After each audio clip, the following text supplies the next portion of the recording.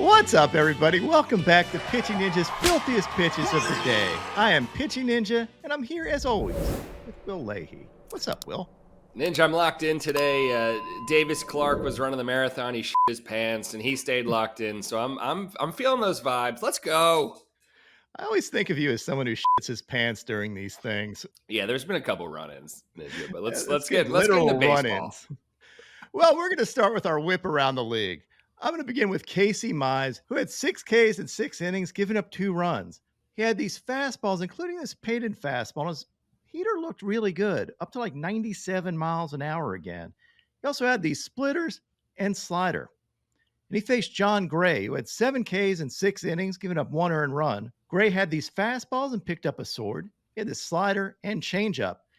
But I love this from Javy Baez playing 4 freaking dimensional chess. He swings at these sliders that you couldn't hit with a boat or total non-competitive pitches, but he did this just to set up his first walk of the year. Yes, sir, Javy Baez, brilliant hitter. Never going to diss him again. That is the first walk of the year for Javy Baez. Oh, Lord. Poor Javy. I love the announcers just roasting him on that first swing, too. Wow. I mean, that pitch was out of the hand, out of the strike zone, and it kept on breaking away. He missed that by 5 feet. And then he works out the walk. I love it. God bless him. Without him, I would only have half the content I have. Tanner Bybee had 3 Ks in 5 innings, giving up 1 run. He had this fastball and changeup. Pitched a good game, but his ERA is still a pretty large 4.82. I expect that to come down. Bybee is a good pitcher. He faced Garrett Whitlock, who had 1 K in 4 innings, giving up 2 runs and had this sweeper. Tommy Henry had 3 Ks in 4 1/3 innings, giving up 5 earned runs. He had these curveballs and changeup. And he faced Kyle Hendricks, who was absolutely putrid again. Poor Kyle. The professor needs to go back to class. He's not being as savage this year as normal, Ninja. He's not. He's getting savaged. He had 3 Ks in 4 1/3 innings, giving up 7 runs. His ERA now stands at 12.71. He did have this curveball and this changeup. Lance Lynn had 1 K in 7 innings, giving up 1 run, a very un-Lance Lynn-like K total. He did have this 2-seamer. And he faced J.P. Sears, who had 2 Ks in 5 innings, giving up 1 run, and had this fastball. Patrick Corbin had 5 Ks in 6 1/3 innings, giving up 5 runs, and had these sliders. Grayson Rodriguez had 6 Ks in 6 innings, giving up 2 runs. He had this fastball, changeups, and this, they call this a cutter. It looks like a slider to me. Who knows? He faced Chris Paddock, who did not look pretty good. Paddock had 2 Ks in 5 1/3 innings, giving up 9 whole runs. He had this fastball. The Sheriff did not regulate this game. He just got absolutely shelled. Jose Soriano had 6 Ks in 5 innings, giving up 1 hit and only 1 run. He did have 5 walks, but his stuff is really good. Keep an eye on this guy. He was topping out at 100 miles an hour. He had these filthy knuckle curves, picked up a sword on this one, and here's a K with a 99-mile-an-hour heater. He faced Aaron Savali, who had 8 Ks in 6 innings, giving up 3 runs, and had these curveballs and sweeper. Reynaldo Lopez had 7 Ks in 6 scoreless innings, giving up only 1 run. His ERA now stands at 0.5, which means how many runs is he average giving up per 9 innings, Will? You says ERA is 0.5? Uh-huh. 0.5. That's right. 1 run every 2 games. He had these heaters, and I love this little fist pump showing emotion, as well as these wicked sliders. And he faced Hunter Brown, who was much better than he was last outing, which isn't really saying much since his last outing was the worst outing ever by a starting pitcher in the history of baseball. But Brown pitched much better with 3 Ks in 6 innings, giving up 2 runs, and this fastball and splitter. Dylan Cease was really good yesterday with 7 Ks in 6 innings, giving up 1 run on 2 hits. He did have 5 walks, which kind of limited his outing a little bit, but he had these elevated fastballs. His heater was up to 99 miles an hour. He had these sliders, picked up a sword on his slider. And I love this from Dylan Cease. He was almost going to get pulled here after 106 pitches. And what did he do? He demanded to stay in the game and ended up K-ing the hitter on a knuckle curve. Just give me this from every pitcher. I love it. Unless they get shelled and stay in the game, then it sucks. Like when they say the Matt Harvey was not good. Here's an overlay of Dylan Cease's 97-mile-an-hour fastball and that knuckle curve. You can see how filthy this is. That tunneling with that elevated heater and that knuckle curve just drops off the face of the earth. Cease faced Wade Miley, who had 2 Ks in 3 innings, giving up 4 runs, 3 of them earned, and had these cutters. Ryan Weathers was really good yesterday with 10 strikeouts in 6 innings, giving up 2 runs. He had these wicked sweepers, these nasty changeups, and then this, they originally called this a changeup on Baseball Savant. I don't believe it is. I think it's a cutter, but it's nasty, whatever we're going to call it. He faced Jordan Hicks, who was also solid with 5 Ks in 5 innings, giving up 2 runs and 3 hits. Hicks had these 2-seamers at 98 miles an hour, including this backdoor 2-seamer, and then this one that broke 23 inches. Look at this thing. This is filthy. He also had these splitters and sweepers, and here's an overlay of that 2-seamer that ran 23 inches with Hicks's sweeper. This is just, baseball's impossible. Look at this. What are you going to do? Logan Gilbert had 6 Ks in 6 2/3 innings, giving up 1 run on 3 hits and 1 walk. He had these fastballs and this beautiful K-Roulette. I love it. He also had this cutter and these sliders. But my favorite pitch of his remains his splitter. This thing is totally disgusting. Look at this from a home plate view and look at that spin on it. It is filthy. It's like 700 RPMs and just unhittable.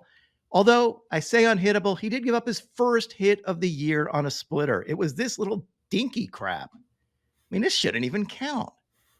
He came into the game with a 69% whiff rate on this splitter. Nice. I think this splitter is working its way to get a nickname of its own. I was working things in my mind, and right now I'm leaning towards calling it an albatross because, one, rhyme of the ancient mariner. He's a mariner. Albatross is a bird that glides for miles and miles and miles, kind of like this splitter does without any spin on it, and then unpredictably lands, crashes, has a hard time taking off too, really all over the place. Kind of going with this. I like it. He's going to throw an albatross splitter. Ninja, as far as nicknames go, I think you crossed off enough boxes to make that the official nickname. I'm going to talk to Logan about this. He just deserves a nickname. This is one of my favorite pitches in baseball. I think the albatross is perfect. We're calling it albatross. Let me know your thoughts in the comments.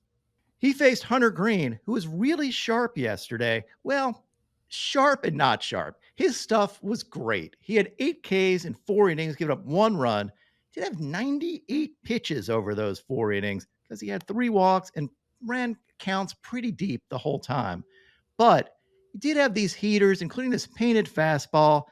He wasn't 100+ consistently like he sometimes is, but he did have this one and got absolutely fired up, as well as his sliders. Good outing from Hunter Greene. I saw he had the 8 Ks in 4 innings. I was like, why the hell did they pull this guy? And then sure enough, he had 98 pitches, which is a 220 pitch pace if they kept him in for 9 innings. So I get it. They don't call you Math Whiz Will for nothing. There we go. Yusei Kikuchi went 6 innings with 9 Ks. Nice. Giving up only 1 run. He had these fastballs up to 98 miles an hour and gave a big fist pump. I love when Kikuchi gets fired up. One of my favorite things. Fired up Kikuchi sounds like a sex disease. Yes, it does. He also had this curveball, this slider. He got a changeup for a sword. And I love this anecdote from Hazel May about what Kikuchi does when his team wins and he pitches.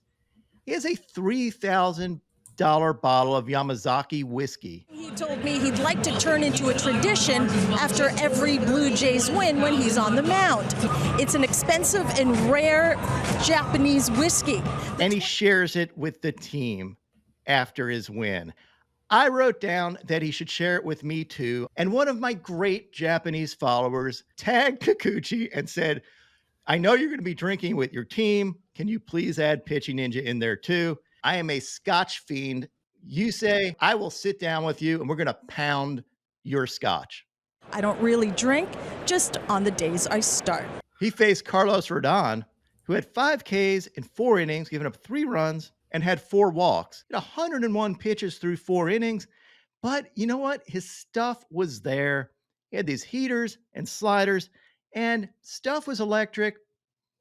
It's hard to command it when your stuff is just that filthy.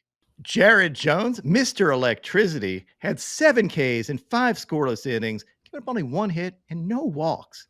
His fastballs were outstanding. He had these elevated heaters and this 100-mile-an-hour flames. He also had these sliders at 92 and 93 miles an hour, picked up a sword, and also helped me pick up my parlay yesterday. Jones faced Jose Quintana, who had 4 Ks in 5 innings, giving up 1 run, and had these fastballs and changeup for a sword. The pitching performance of the day yesterday was probably Ranger Suarez. Ranger had 8 Ks in a shutout. We don't see a lot of shutouts. Let's give Ranger a ninja round of applause. Woo! Ranger had these filthy curveballs and probably the most chill PFP you will ever see. I expected Ranger to yawn in the middle of this play. He's just so casual. It takes more for me to get out of bed than it took for Ranger to make this play. Great stuff, Ranger Suarez. Just a pitcher's pitcher. He faced Austin Gomber, who had 4 Ks in 5 1/3 innings, giving up 3 runs, and had this curveball. Now onto my filthiest relievers. Nick Birdie had these fastballs. Miguel Castro had these wicked sliders. Andrew Chafin had this painted fastball and this slider for a sword. Drew Smith had this fastball and slider. Hobie Milner had this changeup, fastballs, and K'd the side.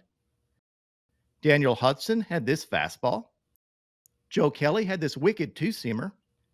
Reed Garrett had 6 Ks in 2 innings with these splitters, sweepers, and slider, and looked filthy.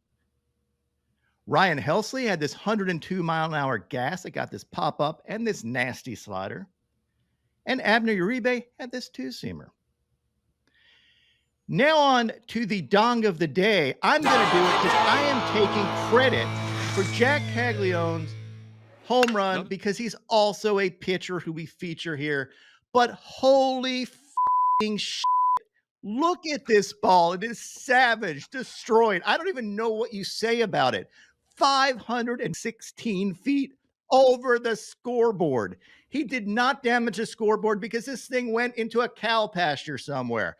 Jack Tani went crazy here, Ninja. In my preliminary research, I can't seem to find a list of the longest college home runs ever hit, but we know he was using a metal bat. But if this was in the majors, this is the 8th longest home run ever hit. So Jack, I mean, look at the absolutely perfect metal he gets on the ball here. It just you can't paint it up any better than this. And I know he's got a nickname, Jack Tani. I want to give him the nickname the Godfather.